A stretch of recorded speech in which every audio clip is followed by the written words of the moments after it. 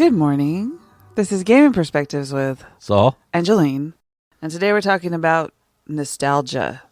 Saul specifically told me we're talking about RPG nostalgia, which when he gives me these topics, sometimes I have no clue as to what he's talking about. And I have to dig it out to figure it out. dig it out of my head. Is that what you said? Yes. Right. So the reason I was thinking about this is because I'm on Facebook and I'm in a few groups. Quite often, people start talking about these old games, and there's even this whole group called Dead RPG Society or something like that. I wouldn't join that group, by the way. So they're always putting out pictures of covers of books, RPG books of yesteryear. And some of them are pretty obscure. Some of them haven't even heard of. But for the most part, I know most of them because I am kind of older. What happened is I was thinking about it. I go, why is there such this fascination with old games? And I think it has a little bit to do with that gamers that started playing early. And what I mean by early is In the 1970s? right. And I'm not saying you had to be there in 1974 when Dungeons and Dragons first came out, because it probably wasn't very popular back then, even in colleges. That's where supposedly original D&D really spread, was through colleges and stuff. But definitely by 1978, 79, 1980, it had become quite a bit of a following of people who played D&D. You have to remember this was back in the olden days when there was no internet. No internet. Hardly anybody had computers at home. Nobody had computers at home, really. They said post something, they meant to walk up to a board and stick a tack in it on the board. Or to send in the mail. And I think people my age, maybe 5 or 6 years younger than me, or maybe 10. I'm going to go people, I don't know what you're going to say, because I was going to say older than you, but I'm not and sure older. where you're going. Well, people who hit middle age, right? Whatever that means to you. And older. And what happens is, I think these people who probably played, like almost anybody, who probably played more when they were younger. And I think time, when you look back and you're like, man, those were great times. And I think almost anybody, that doesn't have to be a gamer, looks back about their childhood and says, man, those were great times, because for the most part, they usually are. That's where the nostalgia comes in. Right. And I think people who played games back then, let me rephrase what I was going to say. So there's two types of gamers usually. I know there's more, but there's those gamers that played a lot when they were kids. We all played a lot when we were kids, whatever game that was. And then when you probably went to college or a little bit out of college, you stopped playing because, for whatever reason. Back then, It's called life. well, back then there was the idea, well, you got to put your kid things away and stop playing. No, I think it was more that they got Too busy? married and had kids, and there was stuff they had to do. Right. There's those people. And then there's people like me who just kept playing no matter what. We just kept playing games. Definitely not as often as we were when we were teenagers or even younger. Because it was called life. You had to work and all that kind of work stuff. is that four-letter word that gets in the way. When we were playing, we look back and those were great times, because there was all kinds of other factors, I'm sure, other than playing games. So there is a little bit of nostalgia when you look at old games and you look, wow, that was great game. Those were great times, and you tie that great time with a certain game that you played or certain games that you played. Honestly, when he told me this subject, I thought, I think we did something about this before, because he's always talking about old games. But then when I did the research, I discovered there's a whole bunch of men out there, well, women too, I'm sure. But the articles were written by guys that everything he just said, that's what they said. Yeah.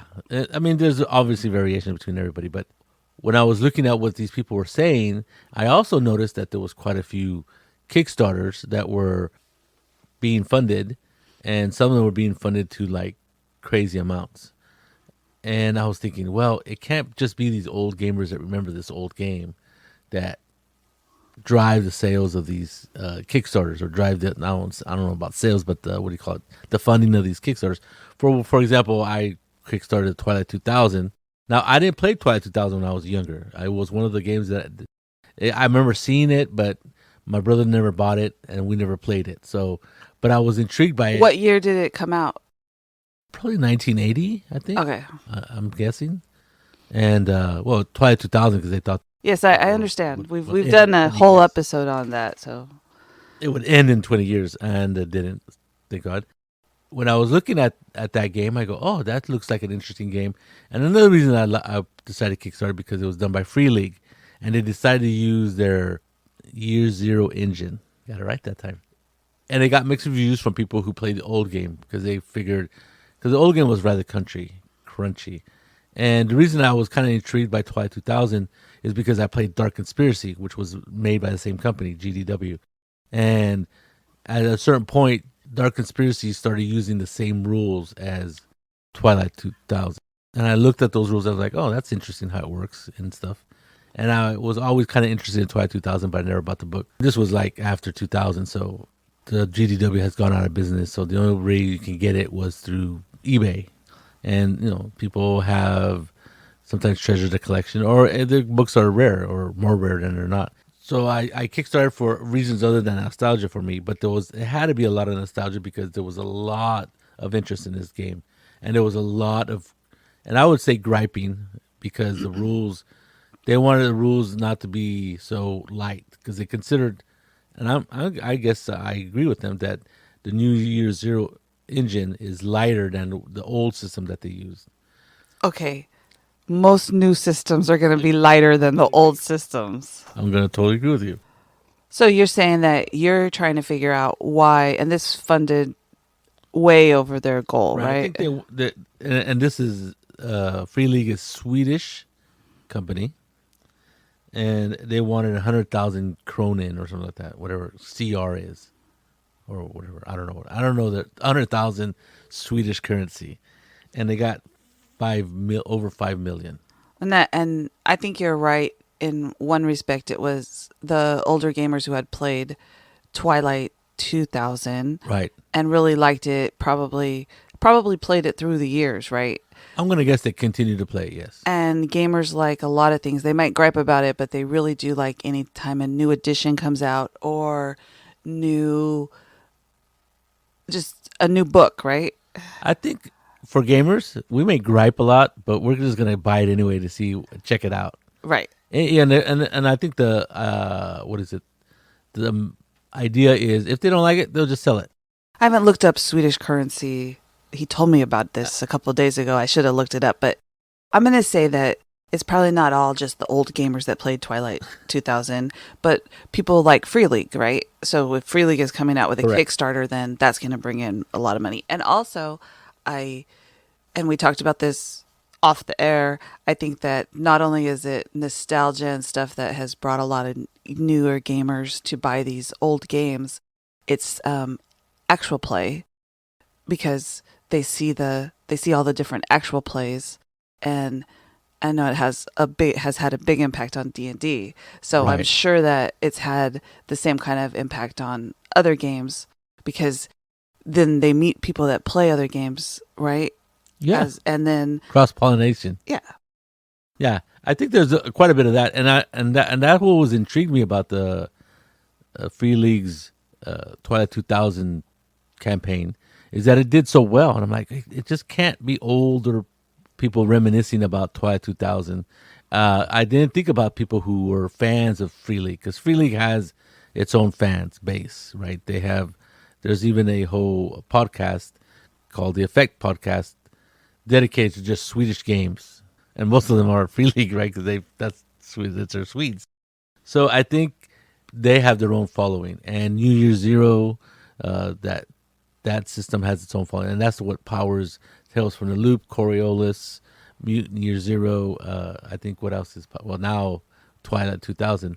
So they really are working on making the New Year Zero fit almost any kind of genre and any kind of play style because a lot of people look at Twilight 2000 as a crunchy game and a real simple mechanic with if it was like straight port from like let's say a Tales of the Loop game, it wouldn't work. That wouldn't work because it doesn't take enough stuff into account. Not with the number of guns I'm sure that are available in Twilight 2000. So I was looking at that and I'm like, people who like me who look back at games and wish they had that game or they lost it doing all the moves and all this stuff. Or when they grew up, I wrote down that fund it because they lost their original books. One of the reasons I wrote down is that the mom and dad threw out their stuff when they moved out of the house to go to college or something, and that's terrible usually. So I joke about it, but I guess it does happen. Well, considering the fact that you found collections of books at the used bookstore, then Saul always goes, "Oh, there's a whole bunch of books. I want to look at them. Someone's girlfriend must have made him get rid of his collection." Well, or they passed away, one or the other. But anyway, when I was looking at this, I was looking at, well, if it's not just old gamers who are reminiscing about their time playing this game when they were younger, you hadn't thought about people who listen to actual plays. I hadn't thought about people who are fans of Free League, and they have a lot, like I said, a large fan base and willing to take a chance on their stuff. And now, not only do they have a fan base for a number of reasons. Not only do they, I'm sure people like the system, but they're very high production values, right? That when they make a game, their books look really nice. Now in this one, they decided to do a box set, which I don't know if they have done other box sets before. I don't know, but it recently arrived. Yeah, it recently arrived. I think they had this ammo box mock-up one, special edition one, only going to be available through the Kickstarter. I didn't get that because it was like another $50. I went, well, do I really want to pay 50? Oh, I forget what, $25 for a tin can, and it looks pretty cool and everything. But I decided not to get it. But what I got for in the Kickstarter was quite a bit. You know, they give you dice and all kinds of maps, and because it funded so highly, there was all kinds of unlocked stretch goals and stuff like that. So it was rather a heavy box. I think the total weight of the box, wrapped and everything, was like 7.2 pounds. So that's quite a bit of stuff. And there is a lot of stuff in that box, and it all looks really nice. They got maps. They got, what do you call those? Like, they're these cardboard. They're like little squares for battle mats Yeah, that but you they're fit the together. size of a regular piece of paper. Yeah, but you fit it together. Right. You could put them together and make a nice large area to. So it is a battle mat. Battle mat, that's the word I was looking for. There's a large map of Poland, Warsaw, that area. And then on the other side, of course, there's a map of Sweden, or the Swedish area. Oh, so in their version of Twilight 2000, you're trying to get home to Sweden? Well, I don't know. I haven't really looked closely at the rules. I hate to tell you, but because they're Swedish, they're gonna put Swedish. What is it? I only say that because Saul has run Twilight 2000. I've never played in it, but he's always looking for maps of the world, how to get back to the United States, because in his version of this game, it's a group of soldiers that have to manage to get home after the Third World War, right? Right. And it was a limited limited nuclear exchange, not quite as bad as the one in Twilight 2000 in the books. I didn't want to have much devastation. He didn't want to have his poor people dropping dead from radiation poisoning. Yeah, I didn't want that. But I think I placed them outside of Pakistan. Yeah, because he was looking up these. This was in the 2000s. Yes, this is about 10 years ago. He was looking up these things on the internet he wanted to see. 8 years ago. He was looking up Afghanistan and Pakistan and all kinds of places, and India. And I'm like going, "What are you doing?" He goes, "I'm getting maps for my game." I'm all, "Okay, dude, can you stop? Because you're leaving a trail of these weird maps that you're looking up." I think any gamer that has any gamer that has any game in the modern world is probably on some list somewhere. But that's okay. They figure out you're a gamer and you're okay. I think the nostalgia factor does come into these Kickstarters, because now that most of the people that played, I'm going to say most, a lot of people that are Saul's age now are much more financially set, so they don't have to worry so much. They have more disposable income. So when they see something that they liked, oh, Twilight 2000, they're redoing it. I want it. All in. So the Kickstarter probably met its goals in one way, because instead of just buying the base set, they bought everything, right? Right. They spent the $300 instead of right. The a lot of people got that ammo box. Yeah. Right. And a lot of people didn't, but enough people got that ammo box that made even more money coming. And you're right. There is that factor. Is now I hate to say it, that a lot of people who played role playing games when I was younger, now they were tech nerds and stuff like that, and did rather well. The nerds inherited the earth, right? We They just got to figure out how to fix it now. they got to do good jobs of that paid rather well, and they're probably post kids going to school and all that stuff, and so they're like, oh, what am I going to spend my money on? Oh, look at that, good old Twilight 2000, and I get an ammo box, a full ammo box. So I think that's where nostalgia comes in for that. But there's other forms of gamer RPGs nostalgia, right? Because it's not only Kickstarters, but I think of the nostalgia part is now that you're older, maybe you're where you and your friends can meet and play. Exactly. Yes. Having these games that you used to play, they kind of like, that's what you remember, and that's what made it seem that's why you were having fun was this game, and you want to get back to that. So what do you see? You see, oh, Twilight 2000 is having a new. I'll call George and Steve and see Whatever. if they want to Yes. play. Yeah, and then everybody has a little bit more time, right? They don't have to Maybe. watch babies or something, as when you did when you were in your mid 20s or us Early 30s. mid 30s. All the kids are grown up, and maybe they play too, and they're going. Maybe they found an old module that you had somewhere. And they go, what's Twilight 2000, Dad or Mom? Oh, that was a game I used to play when I was younger. Oh, and then stuff like that happens. I mean, Augustine has been interested in every once in a while. He'll mention a game that I had. He goes, "Did you ever play this game?" And I go, "Oh yeah, that was pretty good." And he'll ask me about it, but And Saul will go to his bookshelves and pull it out and hand it to him. Here you go. yeah, but That's probably not everybody, by the way. probably not everybody. But I think as a even younger people, right? And younger people who had that gamer parent that played games, and maybe that gamer parent mentioned this game and remembers the title. If anything, nothing but the title. That's all they remember. And so when that title comes, a new edition comes out, they go, "Oh, that's what mom and dad or whoever Uncle Joe was talking about. This great game. I'll check it out." Because it can't be, like I said, it just can't be older people checking out and buying these games because like I said, Twilight 2000, I don't know how many backers had, like over 4,000 backers. That's a lot of people. The one contention point on this topic that I had when Saul said nostalgia and gamers was, I said, well, a lot of gamers that I met, and recently, just the other day, I met a guy who said, Saul said, oh, what kind of role-playing games do you play? And he said, Tunnels and Trolls. And I said, okay, I'm like, he's all, oh, you played the original one? He goes, yeah. Did you know that there's a new edition out? Right. And I'm like, okay. So obviously some people still play the games that they played. They still play original D&D or Oh yeah. Advanced Dungeons Right. and Dragons, or I'm not going to say space opera because I don't know how many people still play space opera. Not too many. But there's Traveler and all the versions of it, and I know that people love that, and Shadowrun and all the different versions of it.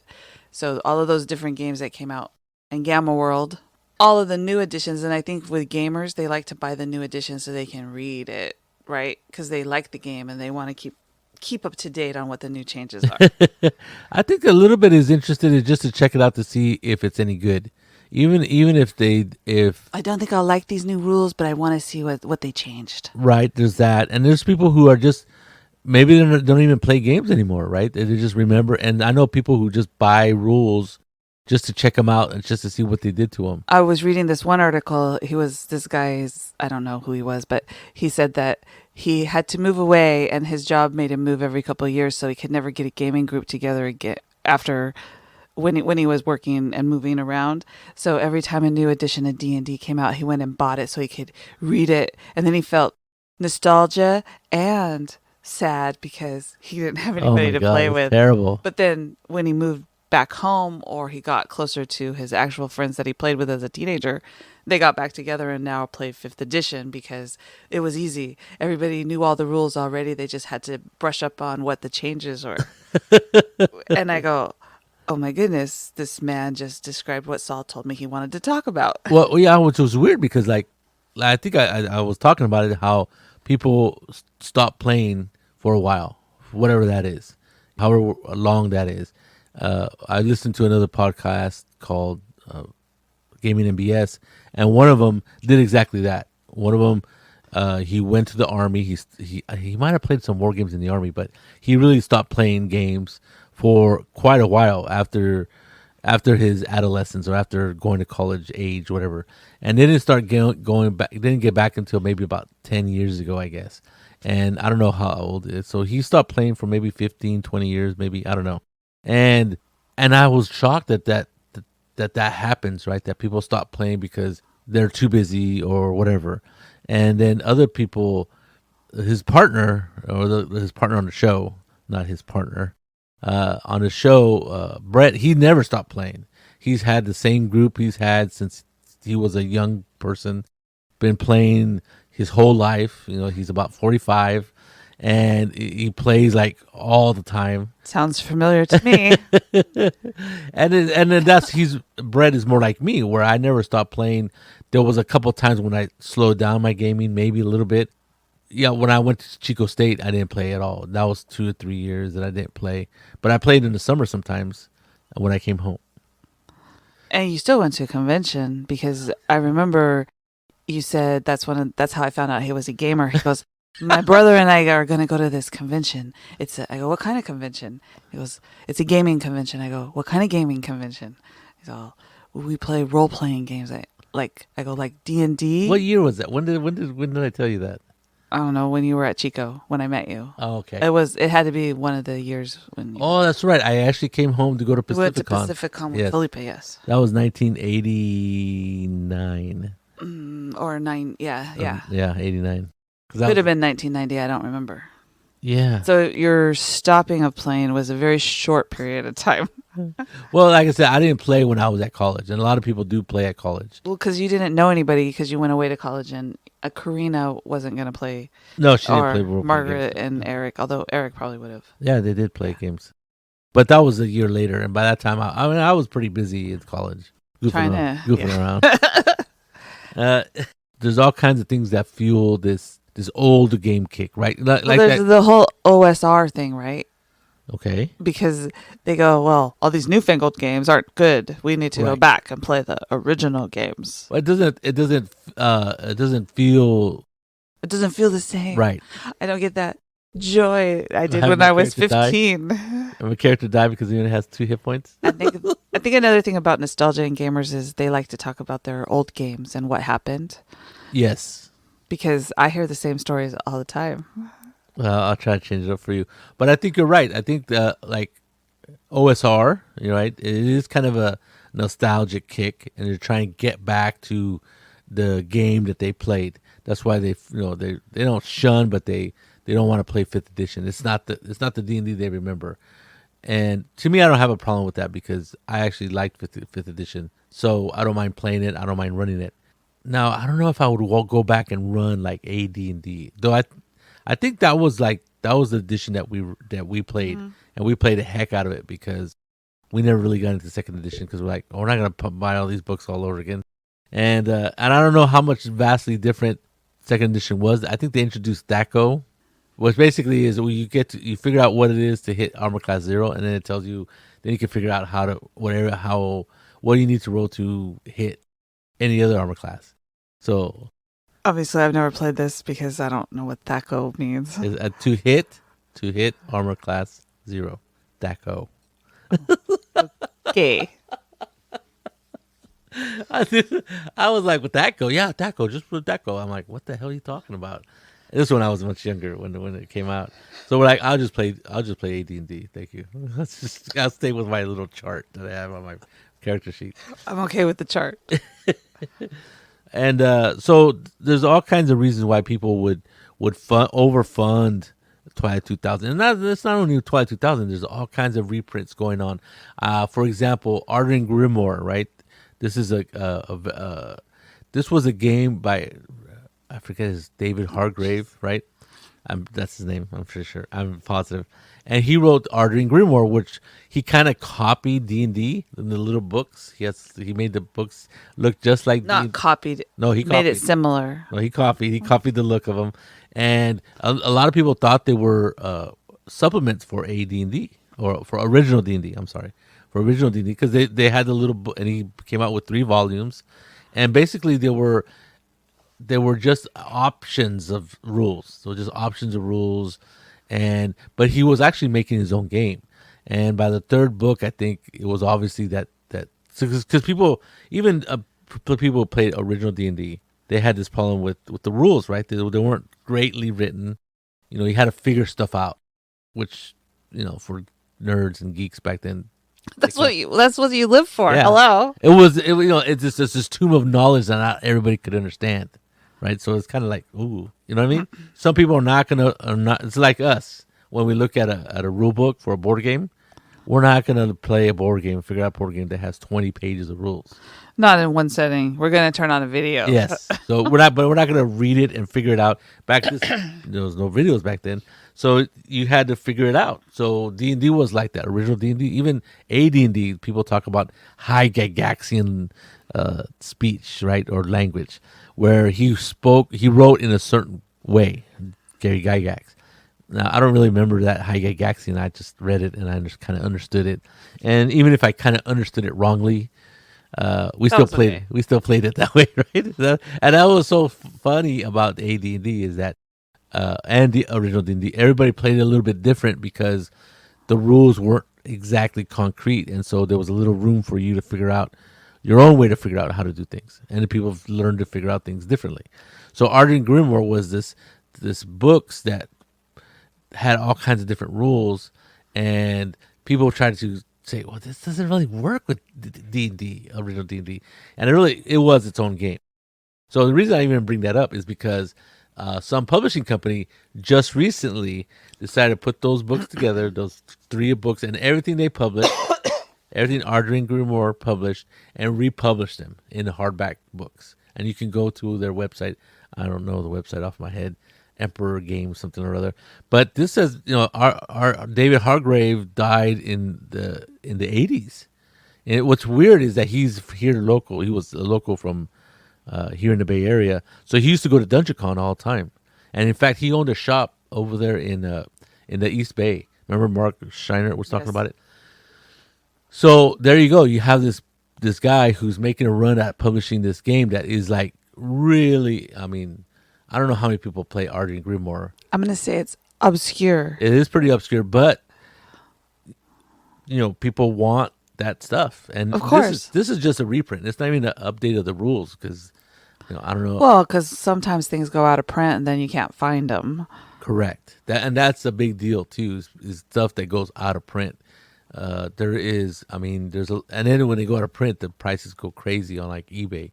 For example, I have a Tecmo book, Empire Peril Throne book, by a company that published a book and then quickly went out of business. And it's a really nice set of rules. I really like the rules. And they did a lot of work on the setting. Read, print. All if it was Tecmo, it was really hard for them to get it published. Yeah, and it just they went out of business. And it's a really nice hardcover book. Has a really nice artwork, and the system's not bad. It's really cool, but it just didn't catch on. And but people really want that book because it's out of production and it's real Sell it, Saul. Sell it. I don't know if I want to sell it. It's only like $110. But like the One Ring original, the first edition, same thing. You can't have nostalgia about something that just came out. No, not the second edition, the first edition.